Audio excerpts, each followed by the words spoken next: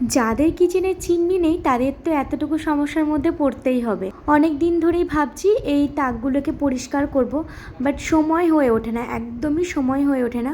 But আজকে আমার minimum 12:30টার মধ্যে সমস্ত রান্না বান্না সব কিছু কমপ্লিট, ধোয়া মাজা সবটা।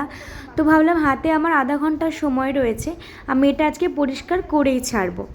তাই জন্যই লেগে পড়েছি কাজে। কতটুকু করতে পারবো জানি না আমার সময়ের মধ্যে, যতটুকু হবে ততটুকুই করে নিই, বাকিটা নেক্সট দিন দেখা যাবে। কৌটোগুলো খুব একটা বেশি তেল চিটচিটে করে না, কেননা ওগুলো আমি ম্যাক্সিমাম দিনই মুছে নিই টুকটুক করে হাতের কাছে রান্না করতে করতে যখন সময় হয়।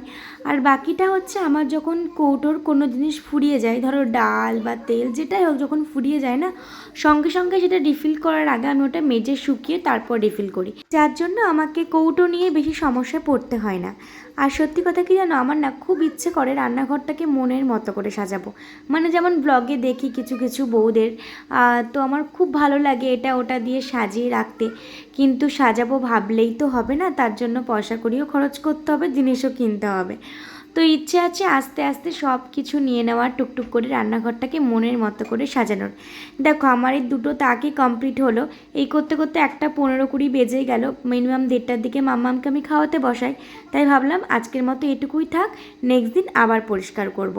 তো দুটো তাকই হয়েছে, বাকি এখনও ওপরেরটা বাকি আছে, আর এই সাইডে তো এখনও 3টে তাক বাকি আছে। তো আমি ধরলেই একদিন আধ ঘন্টা সময় পেলেই হয়ে যাবে, বাট ওই যে সময় করে উঠতে পারি না। দেখা হচ্ছে আবার নেক্সট ব্লগে।